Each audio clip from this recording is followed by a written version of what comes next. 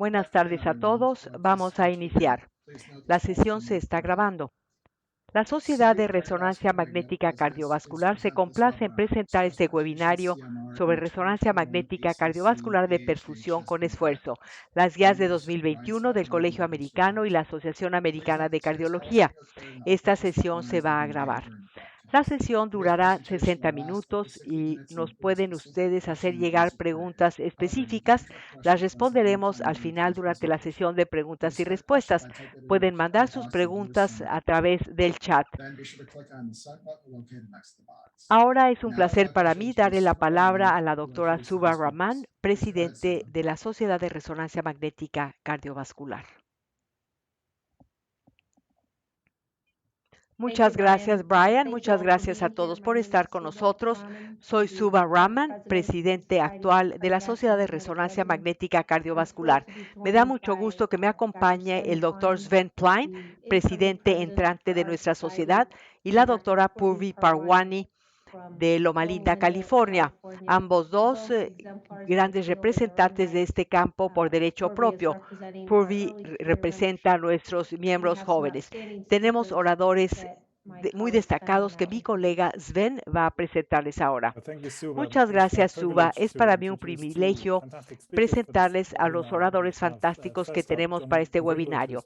En primer lugar, el doctor John Wingwood, profesor de cardiología de la Universidad de Leeds, presidente de la Sociedad Británica de Cardiología y representante de la ESC en el panel de redacción de las guías actuales. Después escucharemos al doctor Raymond Kwong, profesor de medicina de la Universidad de Harvard y director de resonancia magnética cardiovascular del Brigham and Women's Hospital. John Wingwood nos dará un panorama general de las guías actuales. Muchas gracias por estar con nosotros, John. Gracias, Ben. Permítanme compartir mi pantalla. Les pido que me hagan saber si pueden ver correctamente mis diapositivas y si me escuchan. Sí. Oh, good, John. Voy a hablarles entonces acerca de las guías. No tengo conflictos de intereses. Representé a la ESC en el grupo de redacción de las guías. Quiero señalar inicialmente que redactar guías de práctica clínica es bastante complicado. Seguramente ustedes conocen este trabajo que muestra que la evidencia en la que se fundamentan lo que se cita y se recomienda en las guías se basa en datos bastante limitados. Vemos aquí que de acuerdo con las guías del ACC y AHA, entre el 8 y el 14% de sus recomendaciones tienen un nivel de evidencia A. Es el mayor nivel de evidencia que equivale a estudios aleatorizados controlados. Entonces siempre es un reto. Quiero remontarme rápidamente al año 2012. Este es el último grupo de guías del dolor torácico de la ACC y AHA. Pueden ustedes ver los dos escenarios en los que hubo una recomendación potencial de la resonancia magnética cardiovascular. Primero en pacientes que podían hacer ejercicio con electrocardiograma no interpretable con riesgo intermedio alto y el grado de recomendación fue 2A. El otro escenario era pacientes que no pudieron hacer ejercicio con riesgo de intermedio a alto y la recomendación fue 2A.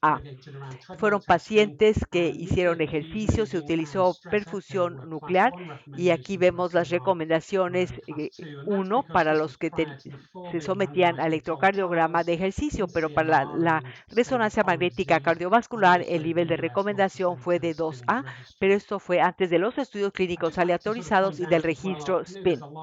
Quiero señalar que los estudios aleatorizados controlados recientes se han malinterpretado. Hay quienes piensan que las pruebas de isquemia no son relevantes. Sin embargo, los cardiólogos de todo el mundo no piensan así. Si vemos las guías recientes de revascularización como tratamiento de la isquemia, no hay ni una sola indicación de revascularización sin tener evidencia demostrable de que hay isquemia, ya sea de una prueba de imagen no invasiva o bien de alguna prueba invasiva como por ejemplo con reserva del flujo fraccional. Estas son las guías de 2019 de la Sociedad Europea, las menciono para darles el contexto. Mencionaré las guías de NICE y las guías del Colegio y Asociación Americana del Corazón. Estas son las guías de dolor torácico estable de 2016 del Reino Unido. Podemos decir que la mayoría de los cardiólogos conocen estas guías, sin embargo, no siempre las siguen en la práctica. Esto lo sabemos de acuerdo con encuestas. Podemos ver que las guías son relativamente convencionales en términos de la valoración de los síntomas del paciente, la historia clínica, examen, electrocardiograma. Después se pasa a las investigaciones diagnósticas con imagen. Las guías muestran que los pacientes con dolor torácico de novo o angina típica o atípica se utiliza como primera línea angiografía coronaria o angiotomografía. Se ofrece en pacientes, se les puede ofrecer imagen funcional no invasiva cuando hay isquemia miocárdica, y la angiografía coronaria invasiva se utiliza de tercera línea. En pacientes sin enfermedad coronaria, la recomendación de primera línea es una prueba de imagen funcional y no una prueba anatómica. Esto es lo que indican las guías británicas. Es justo decir que no ha habido un solo estudio aleatorizado controlado que haya mostrado en una comparación directa de pruebas anatómicas contra pruebas funcionales que una de las estrategias es superior a la otra. Hay un metaanálisis de todos los estudios, pero no mostró superioridad. No mostraron reducciones en infarto no fatal con pruebas anatómicas. Esto fue por aumento de tratamientos preventivos como aspirina o estatinas. Lo que pasa es que no hubo reducción en la mortalidad ni en las hospitalizaciones. Hubo una mayor tasa de angiografía y mayor revascularización. Son pruebas muy costosas, pero no hay un mayor beneficio para los pacientes. Voy a mencionar rápidamente las guías europeas, que son sumamente pragmáticas y sensibles. Se publicaron en 2019. Primero se valora al paciente, después se hace algún tipo de evaluación de probabilidad preprueba utilizando algún modelo de riesgo reciente calibrado. Y a partir de la probabilidad del paciente previo a la prueba, tenemos una perspectiva pragmática. Si el riesgo es muy bajo, quizás no se considera hacer ninguna prueba diagnóstica. Si el paciente es de riesgo bajo a intermedio, se puede pensar en angiotomografía. Quizás pudiera ser la prueba de primera línea adecuada. Para los pacientes de mayor riesgo, con mayor probabilidad de isquemia y de requerir revascularización, quizás una prueba de imagen funcional. Para pacientes de muy alto riesgo, quizás se utiliza la angiografía coronaria invasiva como primera línea. Esto es sensible porque se deja en manos del paciente y del médico, pensando que si hay indicación para pruebas anatómicas o funcionales. Esto se basa en la experiencia local y también en la disponibilidad de las pruebas.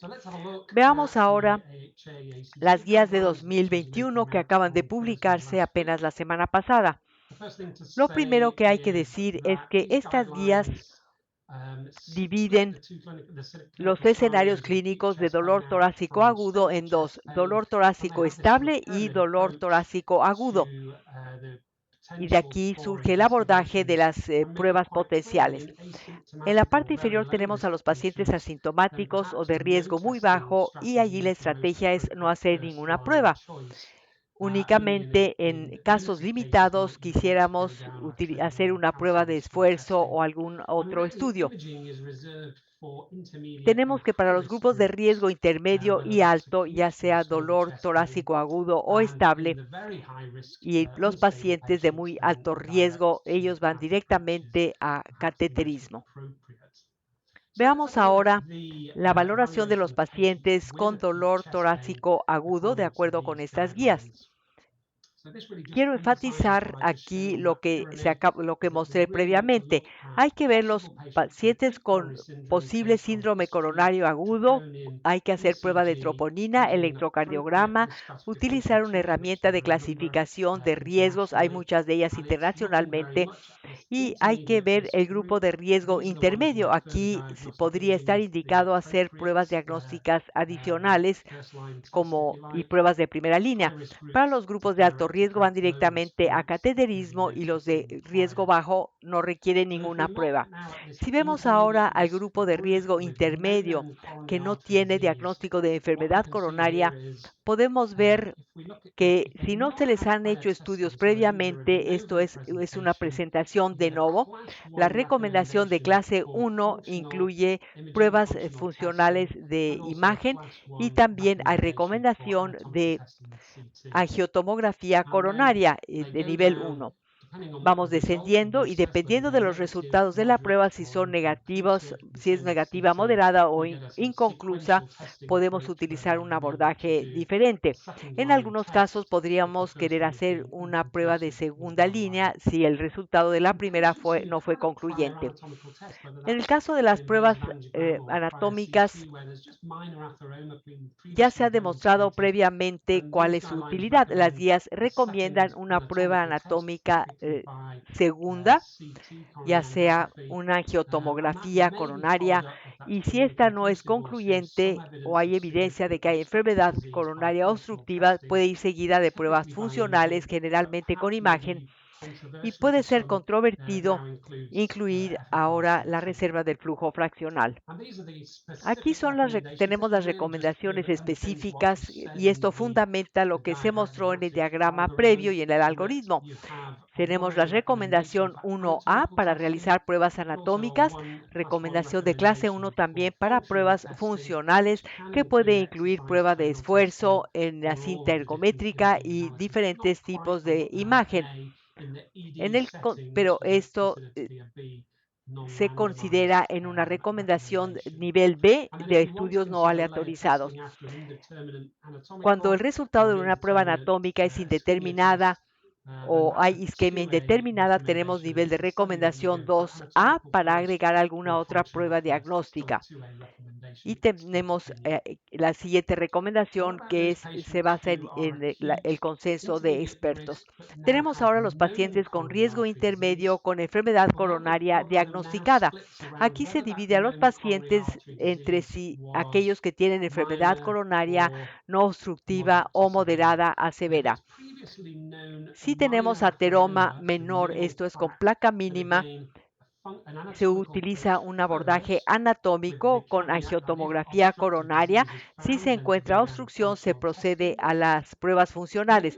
Si hay ateroma menor y ya existía previamente, entonces se opta por un abordaje de imagen funcional como prueba de primera línea. Podemos ver que tenemos imagen anatómica e imagen funcional. Las dos tienen una recomendación 2A antes de pasar definitivamente a una angiografía coronaria invasiva. Tenemos aquí las recomendaciones para pacientes de riesgo intermedio con diagnóstico de enfermedad coronaria. Tenemos que se puede recomendar angiotomografía coronaria con nivel de recomendación 2A. Y aquí nos están incluyendo pruebas de esfuerzo en la cinta ergométrica para pacientes sin enfermedad coronaria. Y esto va a depender de si el paciente tiene enfermedad funcional o enfermedad anatómica. Estas son otras recomendaciones para dolor de tórax agudo en pacientes que se presentan sin haberse sometido a cirugía de bypass coronario. Se utilizan imágenes con esfuerzo, esto es recomendación clase 1, con nivel de evidencia C, que no es muy elevado porque hay datos limitados. En el caso de síndromes aórticos agudos, no es sorprendente que quizás la tomografía computada es la prueba más indicada, pero también se recomienda la resonancia magnética cardiovascular o eco transesofágico. Veamos ahora el grupo de dolor torácico agudo con sospecha de miopericarditis. Para aquellos pacientes que tienen miopericarditis, Estas son las recomendaciones. Tenemos recomendación de resonancia magnética cardiovascular en pacientes con MINOCA, en quienes hay que distinguir la miopericarditis de infarto del miocardio. Esto es un infarto del miocardio oculto o bien enfermedad arterial no obstructiva donde quizás hubo una reperfusión espontánea. Específicamente, la resonancia magnética cardiovascular es una recomendación de clase de nivel B. Hay una recomendación de resonancia magnética cardiovascular en pacientes agudos que se presentan con eh, enfermedad eh,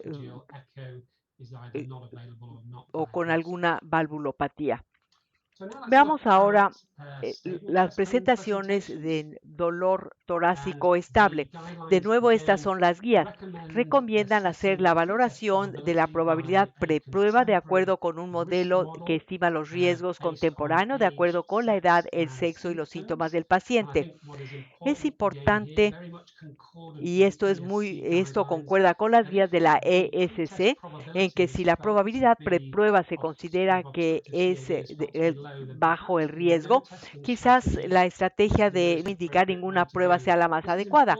Esto es importante porque una probabilidad o una prueba falsa positiva en pacientes de riesgo muy bajo es más probable que tener una prueba verdaderamente positiva.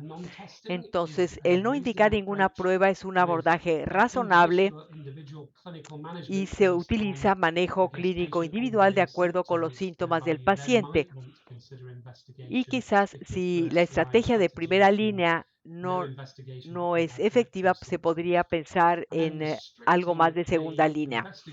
Se continúa la investigación a través de pruebas no invasivas para los pacientes con riesgo intermedio a alto. Veamos ahora aquellos pacientes que tienen dolor torácico estable pero sin enfermedad coronaria. Son pacientes con dolor torácico de novo. Si el paciente es de riesgo bajo, no se recomienda hacer ninguna prueba y esta es una recomendación de clase 1 con investigaciones limitadas en un grupo selecto de pacientes. Tenemos aquí el grupo de riesgo intermedio a alto y podría indicarse una angiotomografía coronaria inicialmente o bien alguna prueba de imagen con esfuerzo. Dependiendo del resultado de las pruebas de imagen con esfuerzo, se puede indicar tratamiento médico o como estrategia de primera línea. Si hay isquemia de moderada a severa, se pensarían en terapias preventivas y terapia médica como prevención primaria. Y aquí abajo podemos pensar si hay síntomas irruptivos, se puede pensar en angiografía coronaria invasiva o quizás angiotomografía coronaria. Y aquí tenemos la vía clínica después de una angiotomografía coronaria. Si no es conclusiva, se puede utilizar pruebas de esfuerzo con imagen y si se muestra enfermedad coronaria obstructiva, se puede utilizar alguna estrategia de prueba de imagen como segunda línea con esfuerzo. Estas son las pruebas diagnósticas índice y es así como vienen las guías. Vemos que la angiotomografía coronaria es efectiva para el diagnóstico de enfermedad coronaria, para estratificar el riesgo.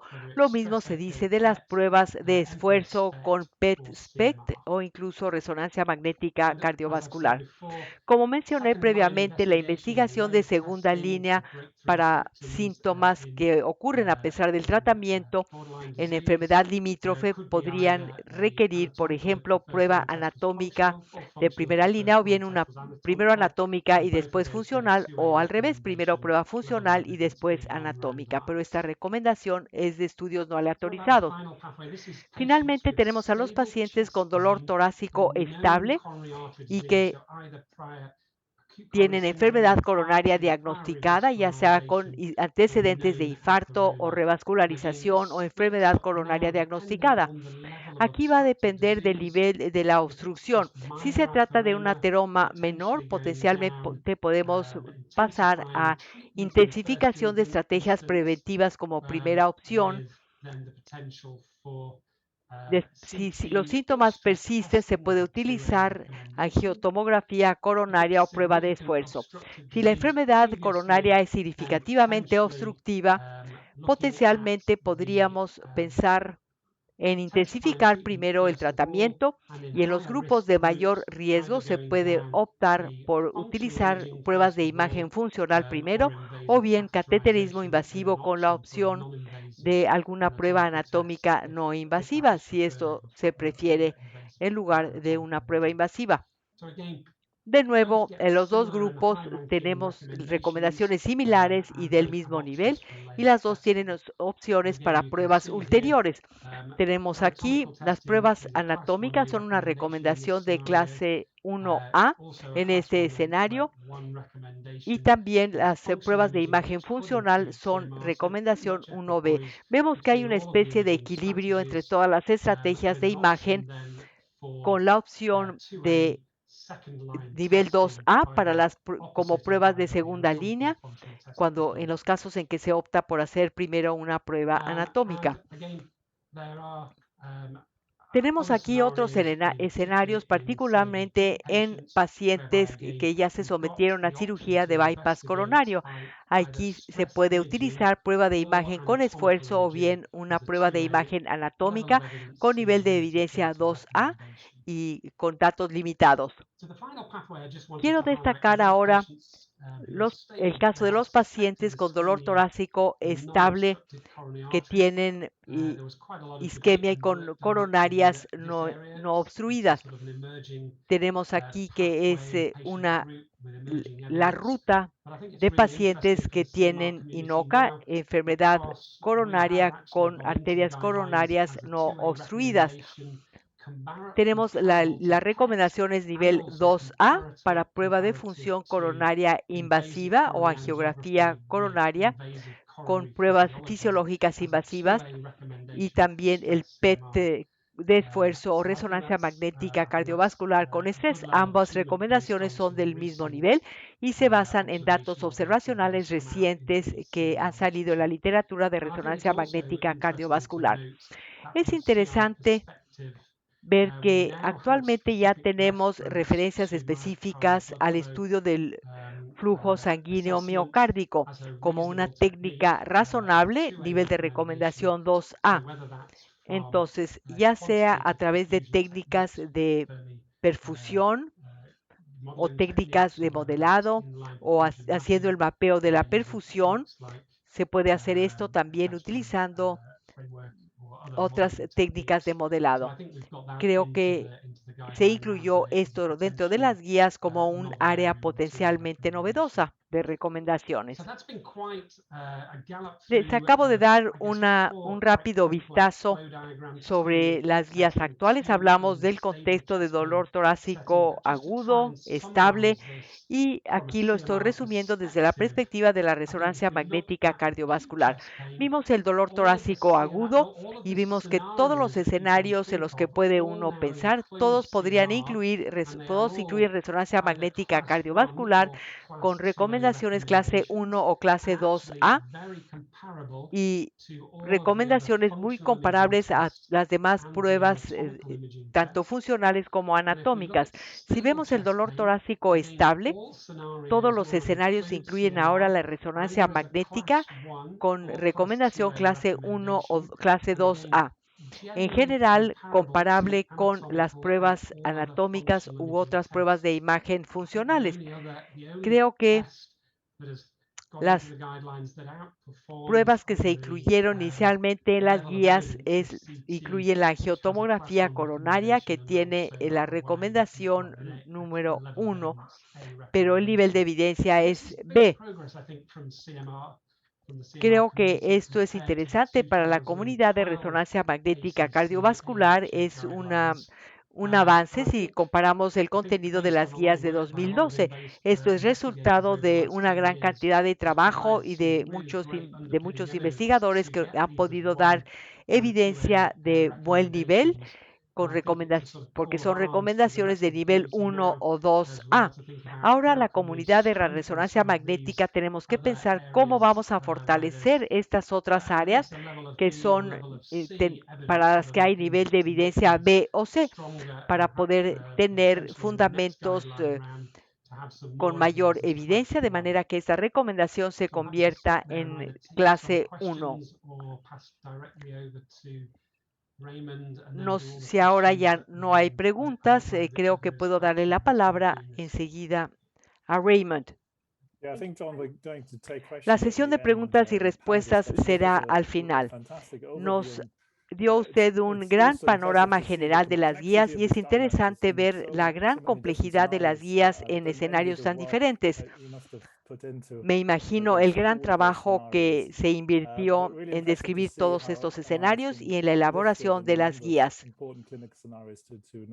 Me da mucho gusto ver que la resonancia magnética cardiovascular ya en muchos casos es una recomendación de nivel 1. Esto es algo que podemos discutir más adelante y compararlo con el contenido de las guías europeas. Le damos la palabra al Dr. Raymond Kwong y les recuerdo que por favor nos manden sus preguntas por escrito. No sean tímidos, queremos que haya el mayor número posible de preguntas. El profesor Raymond Kwong es director de resonancia magnética cardíaca en Brigham and Women's Hospital y profesor de medicina en la Facultad de Medicina de Harvard. Muchas gracias. Quiero agradecer a la Sociedad de Resonancia Magnética Cardiovascular la invitación a hacer esta presentación. Lo que planeo hacer es, después de esta presentación, de este resumen tan interesante y tan completo que nos acaba de dar John sobre las guías recientes, quiero hablarles de las perspectivas clínica y práctica desde el punto de vista de los clínicos, viendo cómo nuestra práctica cambia como consecuencia de estas guías y pensando no solo en el beneficio de los pacientes, sino también pensando en la eficiencia global de los cuidados de la enfermedad coronaria. Esta es mi diapositiva de conflictos de intereses.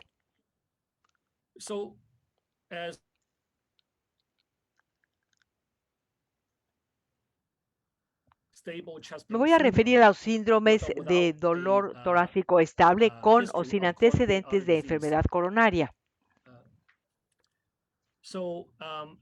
Como se indica aquí, las guías para el síndrome de dolor torácico estable sin antecedentes de enfermedad coronaria conocidos nos habla de que se requiere la evaluación del riesgo clínico. Hay que hacer una valoración centrada en el paciente, determinar cuál es el perfil de riesgo del paciente para tomar una decisión bien fundamentada. Las guías lo indican claramente para los pacientes con riesgo intermedio. Se puede utilizar angiotomografía coronaria o una prueba de esfuerzo, pero se habla de que la resonancia magnética con esfuerzo está a la par de otras modalidades de imagen como PET y SPECT. En los pacientes de bajo riesgo es razonable diferir los estudios. Entonces, la resonancia magnética cardiovascular ha logrado un nivel de evidencia notablemente alto. En el caso de los pacientes con síndrome de dolor torácico estable con enfermedad coronaria conocida, se indica también la prueba de esfuerzo, que es una indicación de clase 1, junto con otras pruebas o modalidades de imagen con esfuerzo. Para los pacientes con antecedentes de enfermedad coronaria conocida, con síndrome de dolor torácico estable, es razonable considerar primero la tomografía o resonancia magnética de esfuerzo, dependiendo de cómo perciba uno la probabilidad de descartar el abordaje anatómico o si se ve específicamente la carga fisiológica de la isquemia, siempre pensando o teniendo como centro al paciente. Esto hay que ver qué es lo que más corresponde al perfil del paciente. De nuevo, esto tiene implicaciones muy importantes en comparación con las guías previas que se emitieron hace casi 9 años. Quiero ahora darles el contexto de por qué debemos considerar esto. Veamos primero la carga global y la carga de enfermedad coronaria en Estados Unidos. Cada año, alrededor de medio millón de pacientes se les diagnostica enfermedad coronaria con angiografía invasiva. Estamos actualmente en una nueva era, porque sabemos que la mayoría de estos pacientes van a evolucionar bien, aunque se les haga un diagnóstico de enfermedad coronaria, van a evolucionar bien con el tratamiento médico.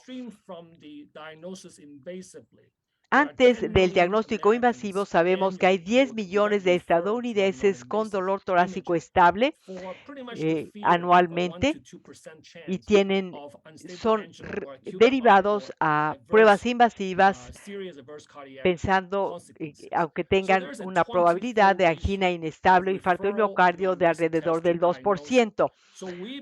Estamos nosotros como personas responsables de las imágenes, jugamos un papel muy importante como porteros o vigilantes. Sabemos que actualmente tenemos tratamientos médicos muy efectivos y por lo tanto hay que hacer una selección cuidadosa de los pacientes sintomáticos que sí se van a beneficiar de un abordaje invasivo. Esto se convierte en un tema clave muy importante en el manejo de la enfermedad coronaria. Esto es importante porque históricamente en la última década no hemos trabajado bien. Los cardiólogos no hemos hecho un buen trabajo al seleccionar a los pacientes que vamos a derivar a pruebas invasivas. En el registro de 2010 vemos que casi 400,000 pacientes sometidos a angiografía invasiva. Se observó que una gran proporción de estos pacientes se sometieron a pruebas invasivas y no se encontró que tuvieran enfermedad coronaria invasiva o obstructiva. Esto ocurrió por un umbral muy bajo de derivar a los pacientes a estudios invasivos, pero también porque, como se muestra aquí, la resonancia magnética con esfuerzo se compara aquí en este metaanálisis con otras modalidades.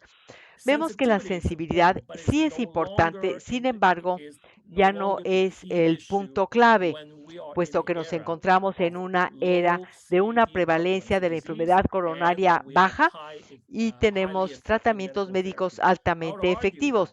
Yo argumentaría que necesitamos mayor especificidad de las pruebas para saber con toda seguridad que el paciente se va a beneficiar de si lo derivamos a pruebas invasivas. Como se muestra en este metaanálisis a gran escala que muestro en la gráfica, la capacidad de una prueba para descartar alguna patología es bastante buena. Comparando el abordaje anatómico, la resonancia magnética, todas esas modalidades funcionan bien. Sin embargo, en la era actual, cuando hay una baja prevalencia de la enfermedad y tratamientos médicos altamente efectivos, yo diría que la probabilidad preprueba está más bien en este rango. No es 50%, sino más abajo. Hay que considerar los beneficios de derivar al paciente a estudios invasivos, esto es, debe ser un paciente sintomático que realmente se va a beneficiar de la revascularización. Primero hay que valorarlo con pruebas no invasivas y tenemos estudios y pruebas que nos pueden describir muy bien la fisiología coronaria. Aquí es necesario diagnosticar a los pacientes que se van a beneficiar de las pruebas invasivas, como mencioné previamente.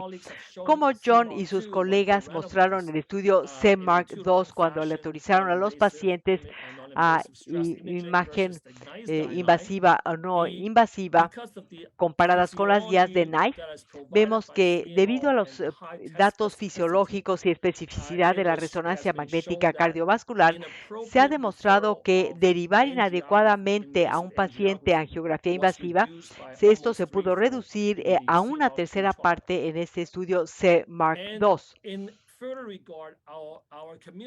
Aquí podemos ver el gran trabajo que ha realizado nuestra comunidad tratando de entender mejor cómo la resonancia magnética cardiovascular puede impactar la decisión del paciente de ser derivado. En este estudio MR Inform, y que fue un estudio de no inferioridad con casi 1,000 pacientes, todos ellos con indicación a ser derivados a estudios invasivos. Se dividió a los pacientes en dos grupos. En el seguimiento a un año, en los dos grupos, los pacientes que se sometieron primero a resonancia magnética o primero a una valoración invasiva, no hubo diferencia entre los dos grupos en términos de la angina a un año. Los dos grupos evolucionaron bien en términos del desenlace general. La resonancia magnética no dejó de detectar a los pacientes peligrosos de alto riesgo, pero la resonancia magnética cardiovascular nos dio un mejor desempeño de la angiografía invasiva y de la revascularización coronaria y pudo disminuir el uso innecesario de revascularización coronaria en 21%. Los pacientes se sintieron bien, sobrevivieron bien y se sometieron a menos revascularizaciones. Podemos ver que la resonancia magnética cardiovascular o los estudios de fisiología coronaria nos dan información sumamente valiosa. Del lado de Estados Unidos, llevamos a cabo el registro SPINS, que incluyó a 13 centros de Estados Unidos. Hicimos seguimiento de pacientes durante 5 años con datos de estos 13 centros con casi 2,400 pacientes.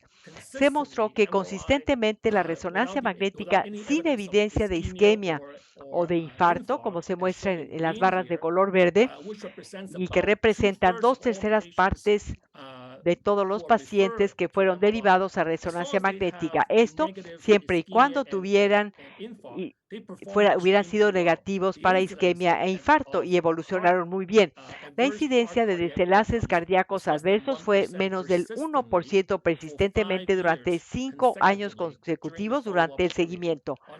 Por otro lado, los pacientes que tenían isquemia anormal en una combinación o un infarto no reconocido son los pacientes de mayor riesgo que requerirían estudios adicionales que incluyen angiografía invasiva.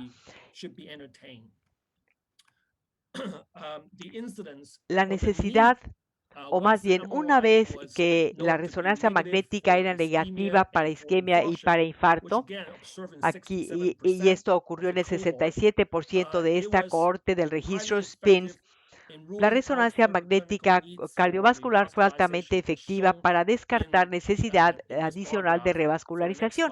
Es lo que vemos aquí en esta gráfica en 5 años. La necesidad de revascularización fue del 1 al 3%. Algunas de estas intervenciones fueron derivadas de una sintomatología persistente, pero la tasa en general fue notablemente baja. Decidimos incluir como parte de la mejor evidencia a partir de datos del estudio SPIN-CMARC y otros estudios, tratamos de ver si la resonancia magnética podía ser una herramienta costo efectiva en Estados Unidos. Esta no es más que una de las muchas publicaciones sobre este tema y nos enfocamos en las métricas de los servicios médicos de Estados Unidos. Comparamos en un modelo con una referencia diferentes modelos de valoración de dolor torácico. Vemos aquí que se incluyeron algunos de los factores que ocurren posteriormente en términos de una enfermedad faltante o la ausencia de un diagnóstico. Tenemos el costo de las pruebas adicionales. Encontramos que la resonancia magnética tuvo un muy buen desempeño utilizando un modelo de costo-efectividad. Se demostró que la resonancia magnética, por su alta exactitud y especificidad en términos de la necesidad de revascularización, dominó al SPECT y a la tomografía o la angiotomografía. Ciertamente que la resonancia magnética cardiovascular es una herramienta actual que, como mencionó John, ha logrado una indicación de nivel 2A para aquellos casos en los que creemos que puede haber patología de vasos pequeños o bien cuando vemos que hay necesidad de tener perfusión miocárdica cuantitativa. La resonancia magnética está avanzando mucho en estos aspectos. al igual que el uso de la perfusión cuantitativa, que cada vez está más fácilmente disponible en nuestro campo. En este caso de un paciente con esfuerzo, vemos que tenemos defectos de la perfusión en el área que son equiparables a un infarto. Vemos la pared anterior de este paciente con dolor de tórax. Los métodos cuantitativos nos permiten saber que se trata de una región hipoperfundida porque se ve en azul durante el esfuerzo. La resonancia magnética nos permite tener datos más cuantitativos y menos subjetivos a la hora de analizar estos datos. Y esto marca una diferencia muy importante en este caso de enfermedad trivascular. Pienso que esto es lo que continúa beneficiando nuestro campo. Hablemos ahora del dolor torácico agudo, que como ya demostró John, tiene muchas indicaciones de resonancia magnética que son de clase 1. Muchos de estos pacientes quizás fueron hospitalizados y se sospechaba lesión miocárdica por los niveles anormales de troponina. De acuerdo con las guías más recientes, los pacientes con dolor torácico agudo y lesión miocárdica, los que tienen arterias coronarias no obstructivas o coronariopatía no obstructiva, de acuerdo con las pruebas anatómicas, la resonancia magnética tiene una indicación de clase 1 para distinguir miopericarditis de otras etiologías del nivel elevado de troponina y del dolor torácico. Esto es muy importante porque muchas veces los pacientes que no tienen un diagnóstico o que son dados de alta sin entender por qué estaban sintomáticos o por qué tenían esos niveles de troponina, bueno, eso puede tener consecuencias importantes. Creo que más allá de estas guías, también hay pacientes que simplemente tienen una troponina anormal, pero no necesitan una prueba anatómica por medios invasivos o incluso tomografía. En estos pacientes es muy razonable pedir resonancia magnética cardiovascular con o sin esfuerzo para detectar la causa de los síntomas.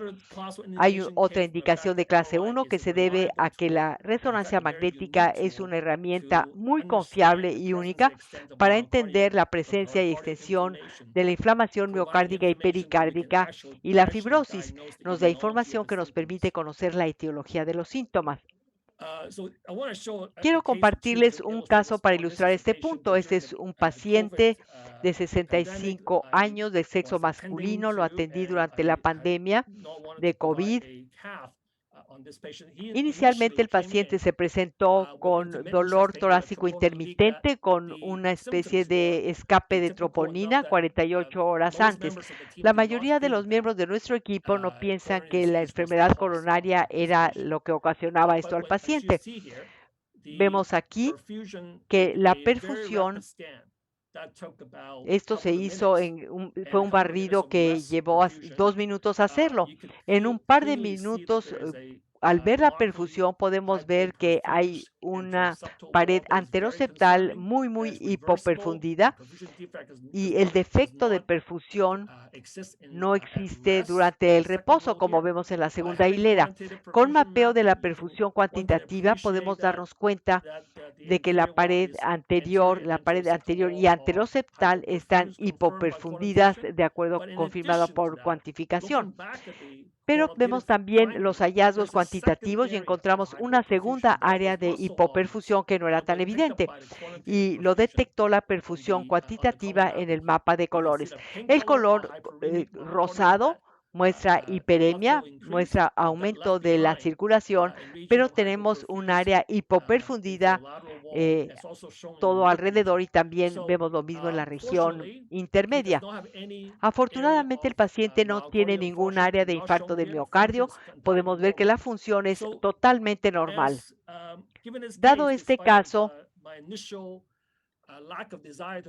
no se deseaba hacer una angiografía, pero a la hora de tomar estas imágenes encontramos 2 lesiones vasculares. Si únicamente hubiéramos utilizado pruebas anatómicas, yo todavía tendría las 3 preguntas sobre cuál es la razón del dolor de tórax y también la urgencia de hacer una revascularización. Actualmente ya sé que no hay daño. La función, por lo demás, es normal, pero sabemos que hay dos regiones que están luchando por ayuda por la isquemia de base. Y esto es muy importante. Quiero mencionar que la resonancia magnética en este contexto nos proporciona una gama muy importante de información que nos permite diagnosticar, por ejemplo, la pericarditis aguda, la pericarditis postinfarto del miocardio, y tenemos una gran cantidad de edema en el pericardio en esta imagen en T2 ponderada y que muestra perimiocarditis aguda. Y en este caso de pericarditis post-infarto del miocardio podemos ver el infarto, un coágulo e inflamación pericárdica muy extensa.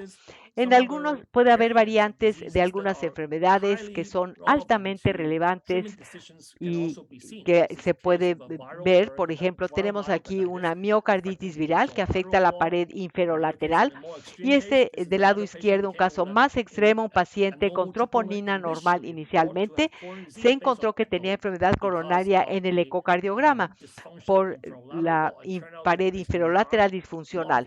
Resultó que había marcada evidencia de inflamación, infiltración, y era una miocarditis de células gigantes. Tenemos este escenario extremo, pero vemos toda esta gama de casos que representan un reto diagnóstico y sin la resonancia magnética sería todavía más complicado. En resumen, en la era actual de baja prevalencia de la enfermedad coronaria y con las terapias médicas efectivas disponibles, la resonancia magnética cardiovascular de esfuerzo es una herramienta clínica muy funcional para diagnosticar el dolor torácico y guiarnos para poder derivar a los pacientes a las pruebas invasivas adecuadas. En las nuevas guías, la resonancia magnética cardiovascular de esfuerzo tiene una indicación clase 1 para todas las indicaciones clínicas en síndromes de dolor torácico crónico, a la par con otras pruebas de imagen con esfuerzo que incluyen SPECT y PET.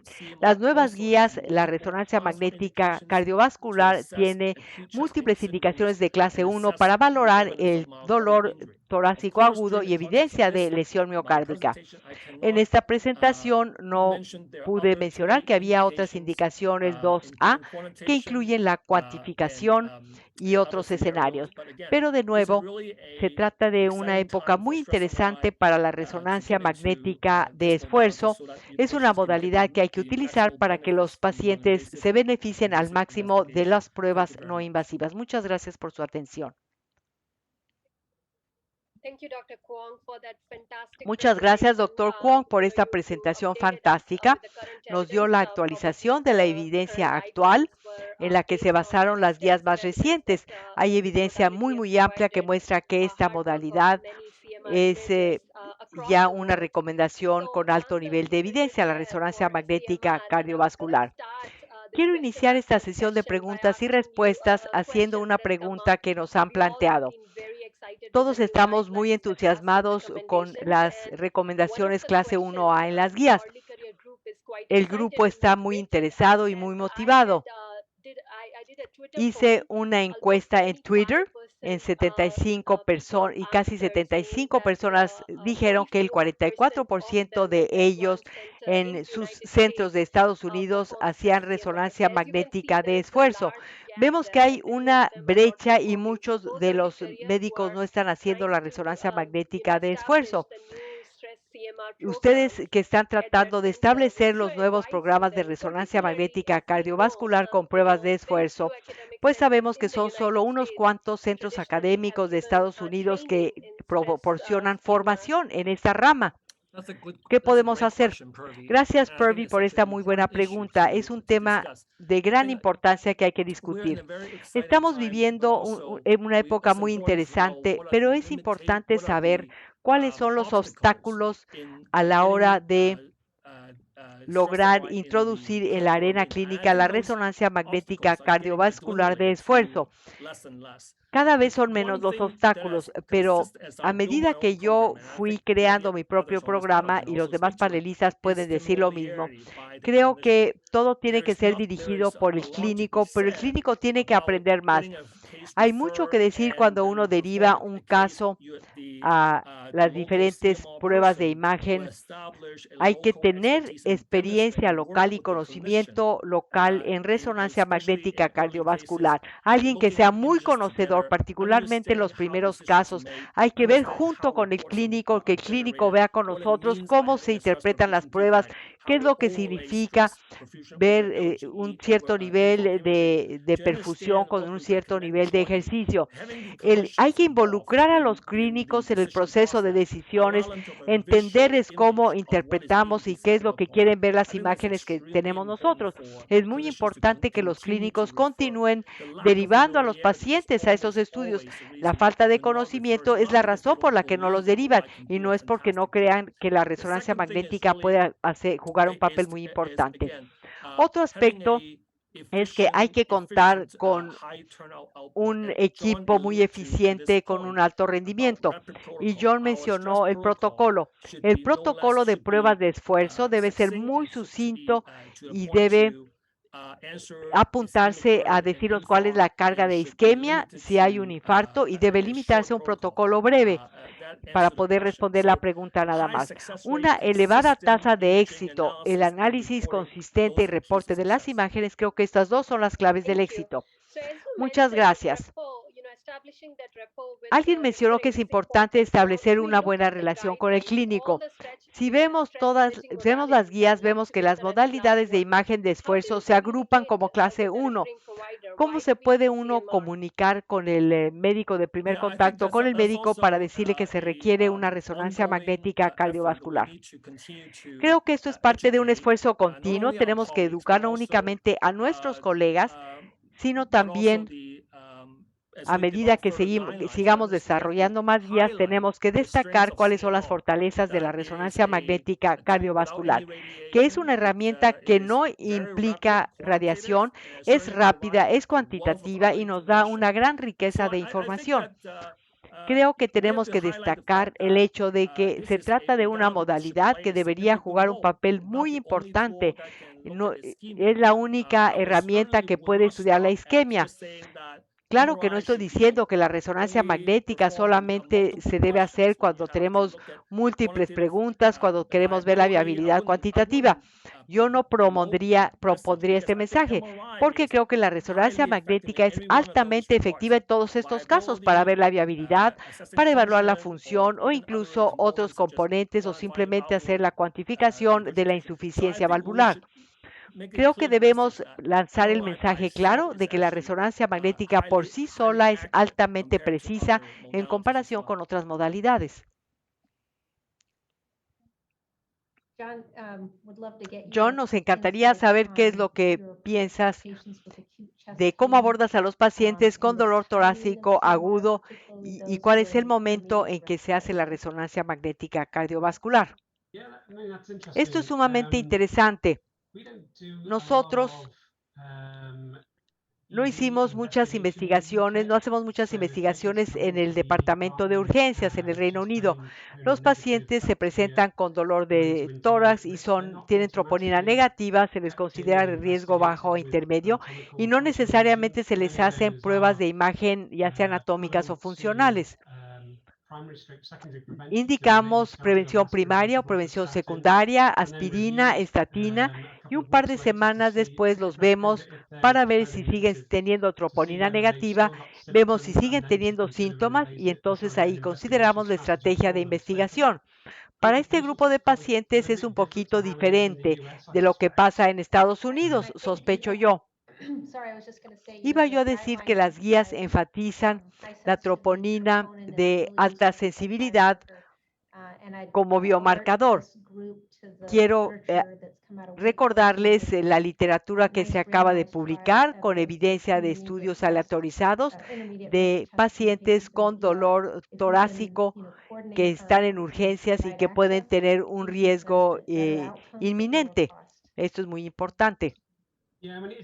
Sí, creo que es difícil, sí lo es, porque hay pacientes porque en nuestro hospital tenemos pacientes que llegan las 24 horas del día y los 7 días de la semana. Entonces, el departamento tiene un alto volumen de trabajo fuera del horario normal y es difícil poder formar a los médicos para que puedan hacer todo Although I'll esto. point out, no one does a stress test at 2 in the morning, so Sí, somehow we figured out a solution And there. sí, that's a good thing. tienes Yes. razón. But we use MRI a Utilizamos lot, mucho particularly in resonancia the UK magnética when en they've pacientes come in agudos en el Reino either through Unido the cuando ICS llegan a pathway in través semi-STEMI de la vía patients, de síndromes particularly coronarios primary PCI agudos o patients infarto where del there's no miocardio con obvious elevación del cochlear segmento lesion. ST. Ahí So it's determinamos usually the si hay ventral plaque lesión patient, miocárdica and the y question is, después nos has there been hacemos la spontaneous pregunta de reperfusion? Has si the ha habido una interventionist missed a small side reperfusión branch that's occluded espontánea and therefore o it is actually quizás an no se infarct? detectó una Or is pequeña it rama que tenía myocarditis, another oclusión form of o quizás es cardiomyopathy, type 2, pericarditis, etcétera, etc., etcétera. etc. So we use it Le quite a lot in that utilizamos scenario mucho la resonancia for magnética en FTD este patients, escenario but en pacientes not. agudos. So those are done sort of usually Esto se within sort of hace en 24 hours, cuestión de 36 hours, 24, something like that. But they're not 36 sort horas, of patients who are in the pero ED no department ciertamente surgery. los pacientes que llegan a urgencias. But I can show you, I mean, following on from Ray's point, just Refiriéndonos while we've a got a eso, gap in the conversation about, creo I que think one of the una de important things las that Ray cosas said que dijo was that CMR Ray is perceived to be a little es bit que a sort of veces slow la and resonancia cumbersome. magnética se And I'm going to sort of percibe show you como just one really una quick slide, prueba if un you like, poco lenta to show o that that's not difícil de hacer necessarily o the case. complicada. Quiero mostrarles que no necesariamente es así, si me permiten compartirles unas diapositivas. So here's a small Este es study un that we did estudio a couple of pequeño years que ago, hicimos hace un par de just años, looking at a rapid viendo workflow. los So flujos de trabajo we rápidos para la essentially resonancia did just magnética stress, cardiovascular. just passive diffusion Aquí imaging, no utilizamos rest diffusion imágenes imaging. de That's perfusión based on en data that reposo, sin ourselves reposo. and other groups have published because you Se don't muestra really need to aquí do a the qué rest hora diffusion se imaging if you've inició el got estudio. good quality Generalmente nebula having necesitamos enhancement hacer images. pruebas de And you can see here that perfusión just en do a very reposo. simple Tenemos aquí protocol la of captación de long-axis gadolíneo. cines, Podemos stress diffusion aquí la MR, resonancia full coverage of the magnética LV, and then early mostrando la gadolinium enhancement perfusión by a very fast durante el technique. I esfuerzo. mean, this is a study A través whereby de all este the patients estudio, completed their exam in en under este 20 estudio se minutes. And terminó that's el 20 estudio minutes en of menos de 20 on-table time. So minutos. obviously there's a little bit of time Claro, in the antes department. But del tiempo que if se you look at empieza a that compared to contabilizar, aquí el stress paciente echo, llega un to poquito antes nuclear al diffusion departamento. imaging around where you might Pero have creo que patients in the department for up to a couple los of hours, pacientes maybe pueden on 2 dedicar visits as well. This is mucho very, menos very rapid. tiempo And I think o pasan this menos actually tiempo en makes nuestro stress departamento. MR the Creo que la fastest resonancia ischemia magnética de test esfuerzo es that la is prueba available, más or ischemia rápida imaging para test detectar available. isquemia con que contamos actualmente. So I can stop sharing that. So very, very quick. Great, John. That answers one of John, the questions acabas from de the chat. I responder wanted una de just las to have a preguntas quick que fire round of recibimos a answers for través the recorded del questions, or buzón de some of the many preguntas y questions from the respuestas. chat.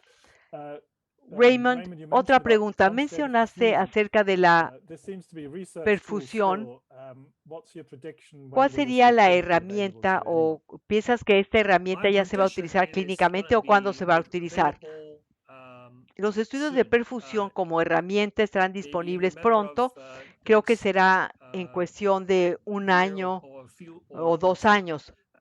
I think is Considero the que tool that my understanding is the vendors are all sé que los working very proveedores, hard todos los proveedores están to trabajando make it arduamente para feasible que to estos estudios perform puedan in realizarse en muchos centers. centros. It is highly Es un validated, estudio and altamente in fact, validado the y lack de of hecho need to perform la falta de complicated necesidad post-processing de un as has been procesamiento achieved in the last complicado, que few es lo que se ha years, logrado en los will últimos años, certainly make it hace que so sea un useful estudio sumamente útil en el contexto in the practical setting. práctico. That's all now Creo que available, and todo I esto think it ya will está become disponible y part of seguramente se routine volverá clinical care. parte de los cuidados clínicos de John, is there a rutina. role for dobutamine stress La- in the new el, guidelines? el estudio de Yeah, that's a esfuerzo really con good question, actually. dobutamina también está incluido en And algún lugar de I las think guías. the Sí, evidence considero is que actually la quite limited evidencia for dobutamine de stress la MR prueba in de terms of esfuerzo con clinical dobutamina es trials. bastante limitada en Makes it, again, términos quite de difficult estudios to clínicos. consider it as a De sort of hecho, fue separate, difícil considerarla de manera I guess, a separate independiente. branch of Quizás CMR podría ischemia ser una testing. rama independiente de las pruebas de isquemia I mean, there con was a sort of resonancia study by magnética Akinawa sort of cardiovascular. 20 years ago Hay un now estudio comparing de it to hace stress 20 echo and años showed that it had comparándolo con as good ecocardiografía if de not better esfuerzo diagnostic y no nos accuracy. da So una mejor that's all we exactitud really diagnóstica. have in Creo terms que of realmente es todo sort lo of que tenemos en términos de head-to-head estudios trials. So que it hagan doesn't una really make a comparación standalone directa.